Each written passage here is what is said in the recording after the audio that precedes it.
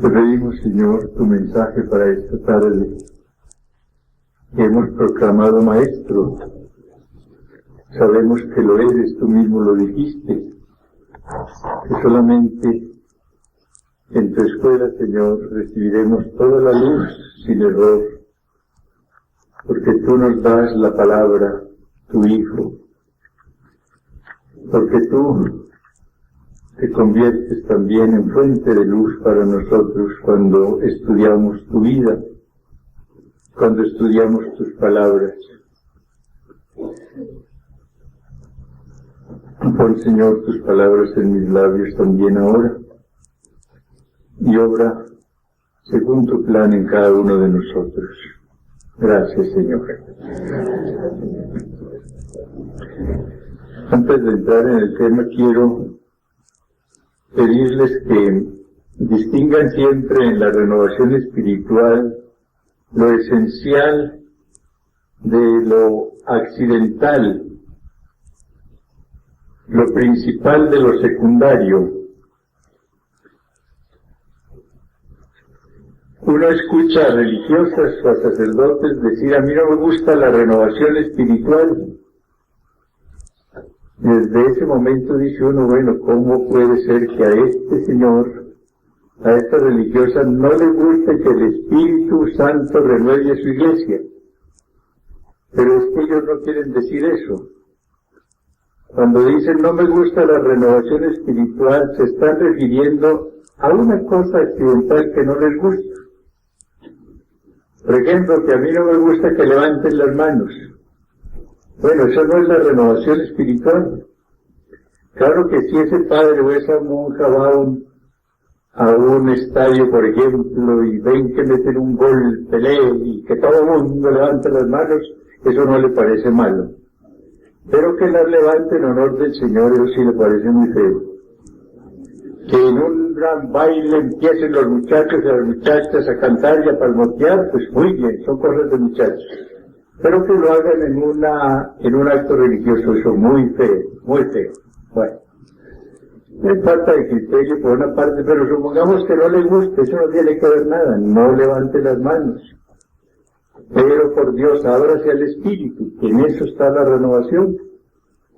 Como decíamos esta semana, en abrir toda la persona a toda la acción del Espíritu Santo. Que a mí no me gusta la oración en lenguas. Bueno, si no le gusta, pues no ore en lenguas o no la pidan. Esas son cosas secundarias. Yo vuelvo a repetir la comparación de esta mañana: no boten el agua sucia con el muchachito.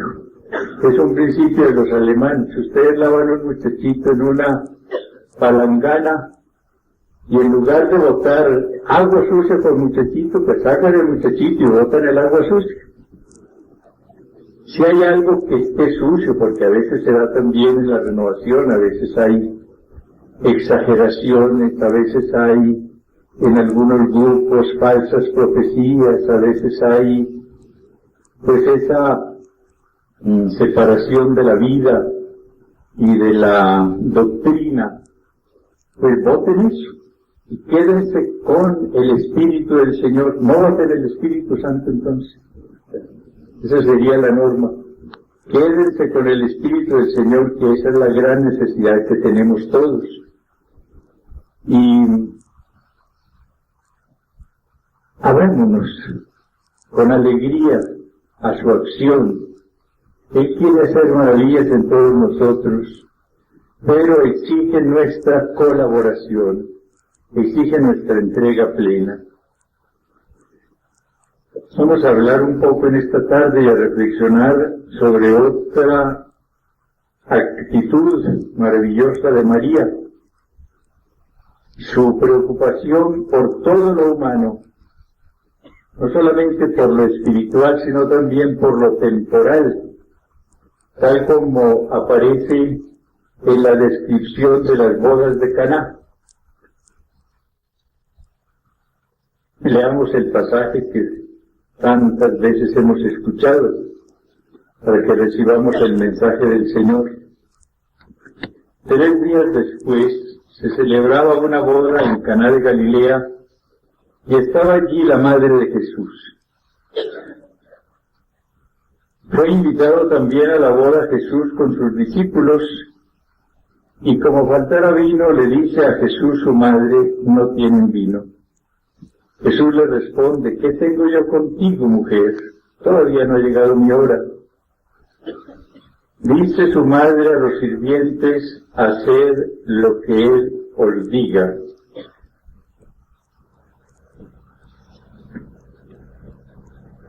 Había allí 6 tinajas de piedra puestas para las purificaciones de los judíos, de 2 o 3 medidas cada una. Les dice Jesús: llenad las tinajas de agua, y las llenaron hasta arriba. Sacadlo ahora, les dice, y llevadlo al maestresala. Ellos lo llevaron. Cuando el maestresala probó el agua convertida en vino, como ignoraba de dónde era, los sirvientes, los que habían sacado el agua, sí que lo sabían.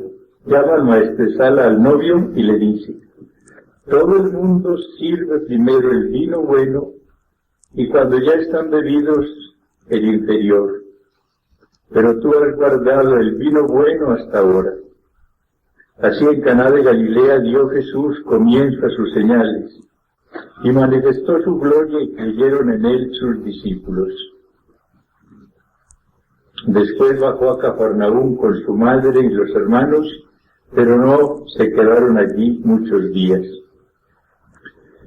Este capítulo maravilloso de la Lumen Gentium, el 8º, en el número 58, dice: en la vida pública de Jesús aparece reveladoramente su madre ya desde el principio, cuando en las bodas de Caná de Galilea, movida a misericordia, suscitó con su intercesión el comienzo de los milagros de Jesús Mesías. O sea que la presencia de María en la vida de Jesús no se limita a la vida oculta. El Señor pasa, pudiéramos decir, el 90 o no sé cuánto % de su vida con María. Hasta esa edad de 30 años, Jesús está siempre con María. De niño, de joven, ya de hombre maduro, con María. Orando con ella, trabajando con ella, bajo el mismo hogar con ella. Pasa unos cortos años en su ministerio público y allí no prescinde de María. Porque pudiéramos decir que el ministerio público está enmarcado en esos 2 momentos en el Evangelio de Juan. Da comienzo Jesús a su ministerio con este milagro de las bodas de Caná. Allí está María para interceder y conseguir la ayuda del Señor. Y al final del mismo Evangelio de Juan nos presenta a María junto a la cruz, uniendo su compasión de madre a la pasión de su Hijo. O sea, presente en el comienzo del ministerio y presente al final de ese ministerio. A lo largo está en la penumbra, orando por el ministerio de su Hijo, prestando un servicio de oración y de contemplación que es más importante de lo que nosotros creemos.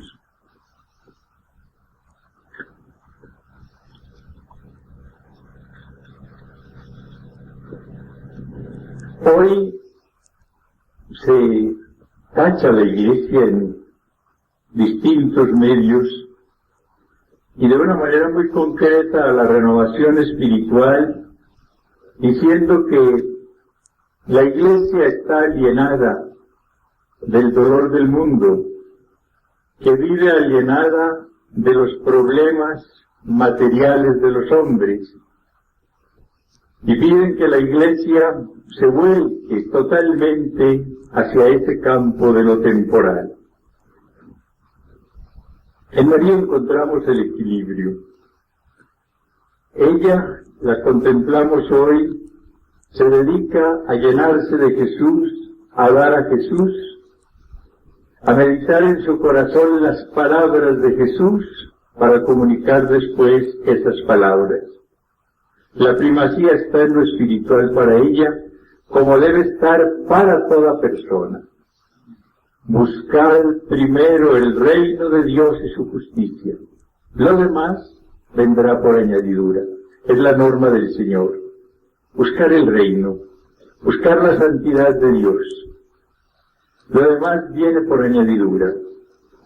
Concilio sapientísimamente, cuando habla de la santidad en la Lumen Gentium, dice cuánto contribuye para el progreso del mundo la santidad de las personas. A veces olvidamos ese hecho. Creemos que al mundo le vamos a ayudar solamente con la actividad externa. Si nosotros despertamos en las personas el amor a la santidad, estaremos contribuyendo de una manera muy eficaz al progreso humano. Fíjense, por ejemplo, en este hecho. ¿Qué nos ganamos con que las gentes mejoren sus salarios en algunas fábricas, si ese salario sirve para que vendan después más licor, para que compren más licor con él? Ayer oía el dato que la fábrica de licores de Antioquia vendió el año pasado 42 millones de botellas de aguardiente. En el solo mes de diciembre, más de 6 millones.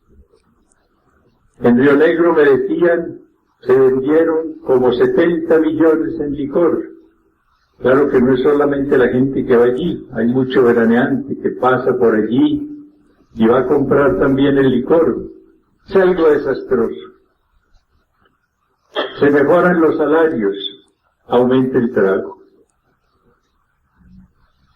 ¿Por qué no hay progreso en muchos hogares? Por el vicio, por falta de santidad. El hombre que consigue 2 mujeres, el hombre que se entrega a la borrachera o al juego y pone a pasar hambre a su esposa y a sus hijos. Tenemos que hablar, pero partiendo de una convicción propia de la santidad, a las jóvenes, a los obreros, a todo el mundo. Y leamos ese capítulo 5 de la Lumen Gentium, vocación universal a la Iglesia, en la Iglesia, a la santidad.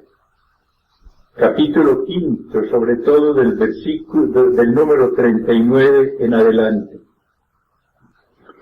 San Pablo en su carta a los Romanos, en el capítulo 1, versículo 7, les dice, santos por vocación.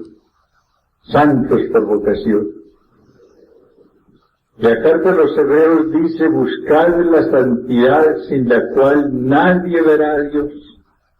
Hoy no se quiere hablar de santidad en muchos medios. Hoy se está hablando del progreso, de la superación de esto y lo demás allá. El gran progreso del hombre está en su santidad, en su unión con Dios. El hombre se va dignificando en todos los aspectos si se entrega a Dios. Ese esposo, esa esposa, ese joven, esa religiosa, ese sacerdote, todos seremos mejores como hombres si nos abrimos a la acción santificadora del Señor. Y entonces vendrá la jerarquía de valores. Todo nos interesará en el hombre, lo espiritual y lo temporal, cuerpo y espíritu, pero guardando un orden. No detenernos solamente en lo temporal. ¿De qué le sirve al hombre ganar todo el mundo si pierde su alma? Buscad primero el reino. No busquemos primero la añadidura, que tal vez es lo que nos pasa con frecuencia. Quedamos dedicados a cosas secundarias, a la añadidura, y buscamos lo esencial, el reino. Pero claro que si nosotros no nos abrimos a la acción santificadora del Espíritu, no vamos a creer en la vocación a la santidad y no vamos a hablar de ese tema en los demás. La gran necesidad que tiene el mundo es la de santos. No es más. No es la de grandes sabios. Sabios yo creo que sobran muchos. La gran necesidad es santidad. Uno ve cómo seglares a veces dicen frases como esta: solo hay un dolor en el mundo y es el de no ser santos. Frase de un seglar.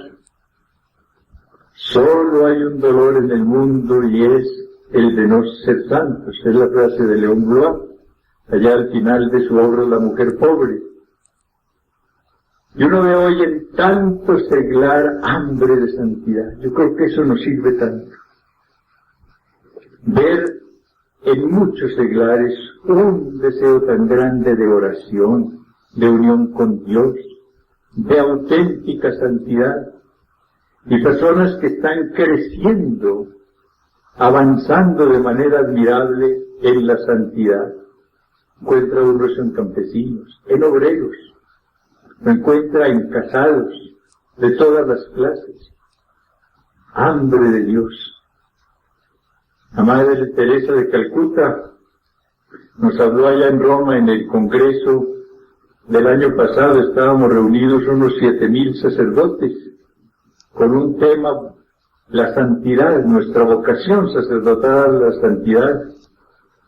Ella habló una tarde y nos dijo a los 7,000 sacerdotes: miren, lo que el mundo espera de ustedes es que le den a Dios. Llénense de Dios para que lo den. No se afanen por otras cosas secundarias. Esa es la necesidad del mundo, eso es lo que el mundo quiere. Nos hacemos a veces a la falsa idea de que al mundo no le importa sino esto o aquello. El mundo no quiere oír hablar de Dios. Mentiras. Ese mundo cada día se siente más cansado con su técnica, con sus riquezas, con sus placeres. Allí no encuentra la felicidad. Está bebiendo en cisternas rotas, como dice la palabra de Dios. Hay que hablarles de Dios. Desconocemos la realidad cuando nos da pena y pensamos que esos jóvenes, por ejemplo, que cómo les vamos a hablar de Dios. Ellas y ellos quieren oír hablar de Dios. Habrá algunos que no, pero muchos sí. Y eso que les digamos, si sale de una convicción, si lo hemos madurado en la oración, va a ser bien ahora o después. Porque muchas veces es una semilla la que se siembra, que va a reventar y a germinar años más tarde, pero nunca se va a perder. Yo recuerdo que cuando estaba en Medellín, en el seminario, me llamaron un día a que confesara en la clínica Santana que existía en ese entonces a un hombre. Fui, hacía muchos años que no se confesaba, estaba muy grave. Yo no sabía quién era.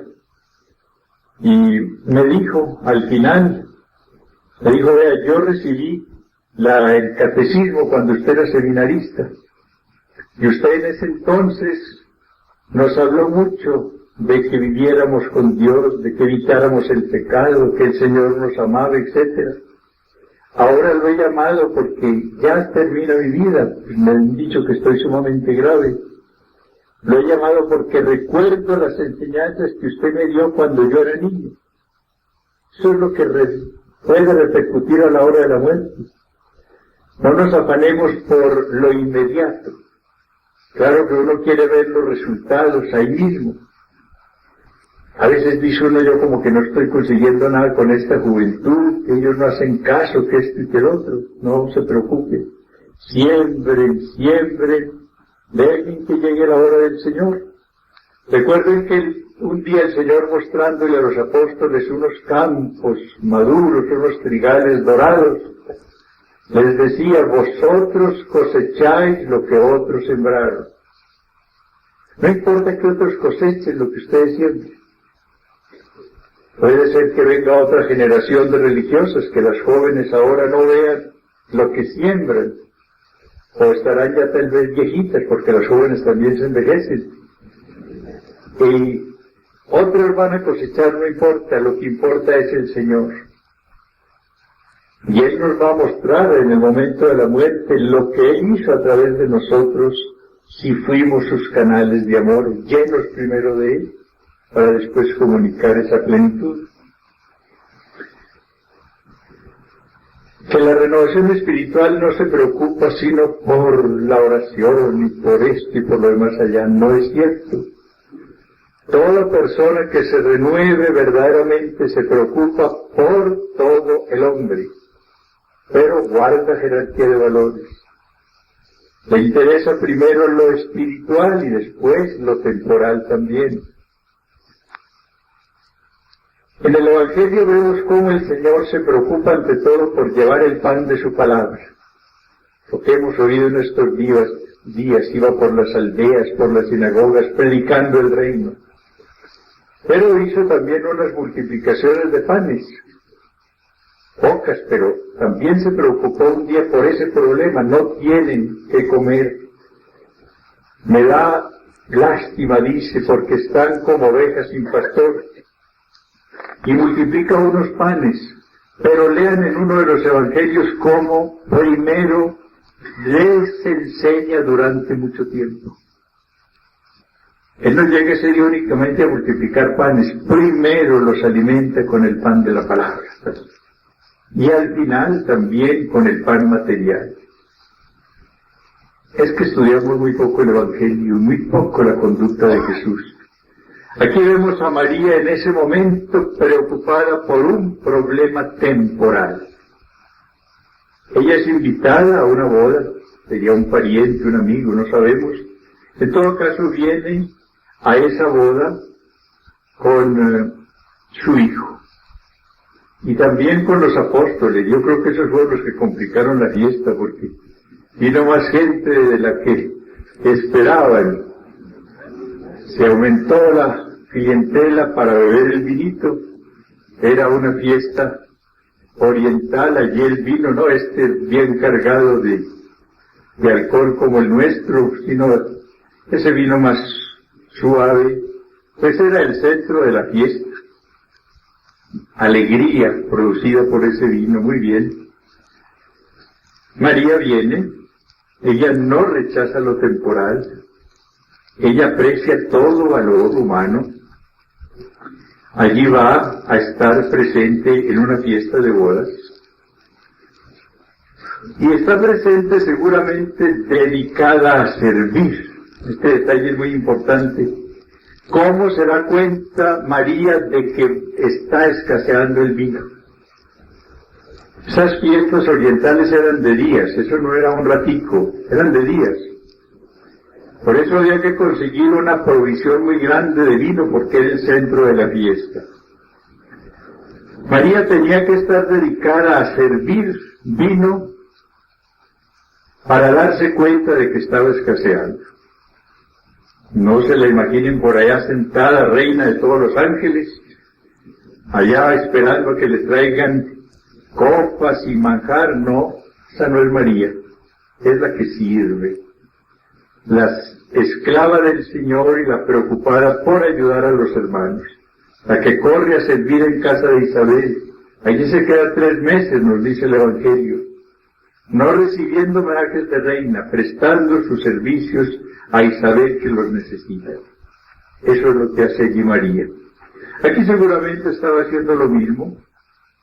Iba a las mesas a llevar el vino, estaba atendiendo al uno y al otro, llena de bondad, estaba en la plenitud física también, tenía unos 40 y tantos años, llena de salud, llena de amabilidad, y ve el problema. ¿Y qué hace en ese momento? Ella no dice, bueno, pues, ellos verán, ¿para qué no fueron más previsivos? Yo me voy a hacer la disimulada. No. Empieza a compadecerse. En Jesús encontramos frecuentemente en el Evangelio el término compasión. Lo oímos esta mañana, por ejemplo, con el leproso.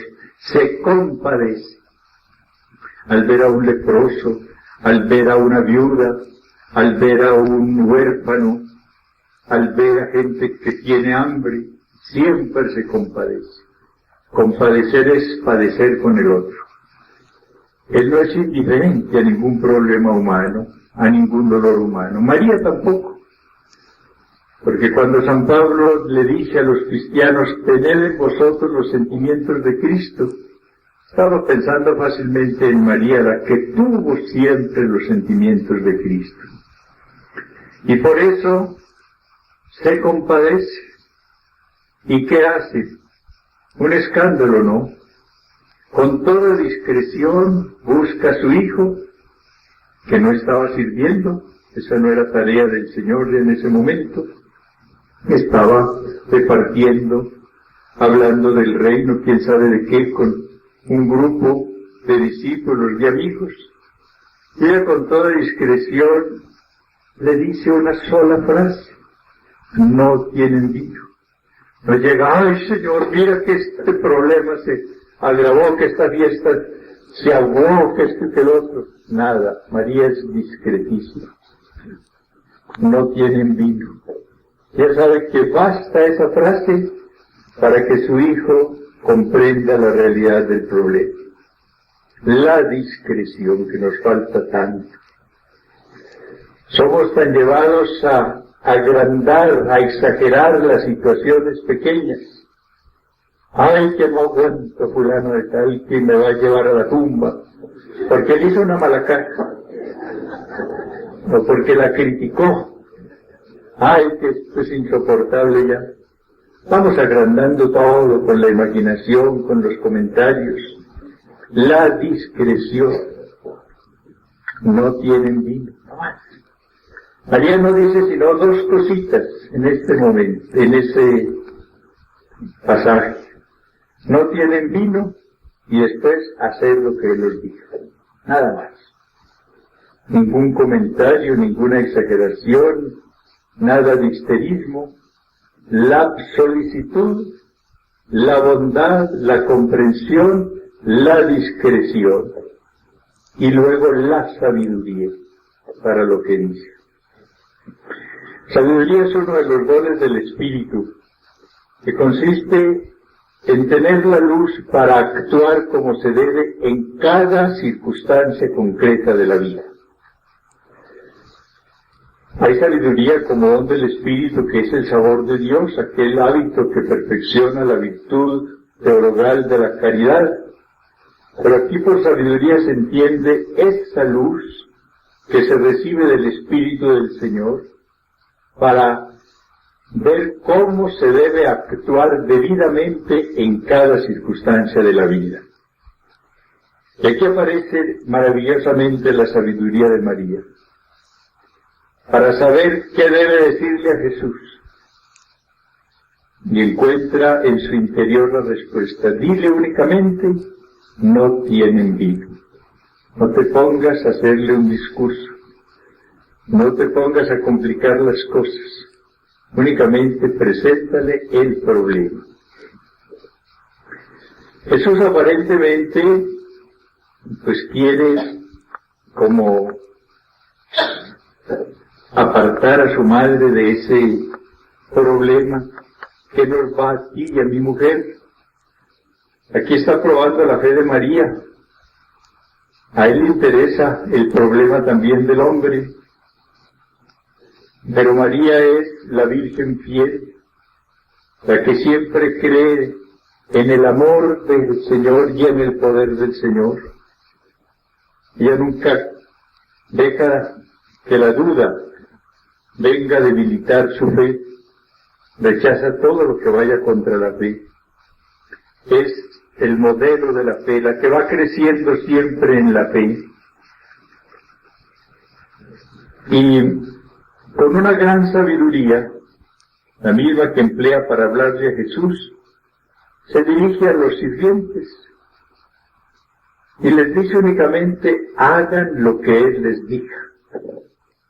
Qué frase tan sabia.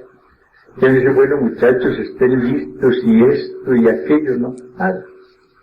Hagan lo que Él les diga. Ellos obedecen. El Señor les dice: bueno, vayan, llenen esas vasijas de agua.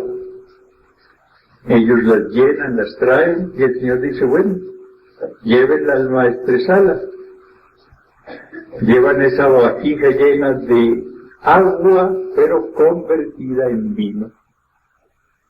Y la fiesta vuelve a coger toda su fuerza, con un vino mejor que el que habían tomado hasta el principio. El regalo del Señor es mejor que todos los regalos del mundo, todos los regalos del mundo.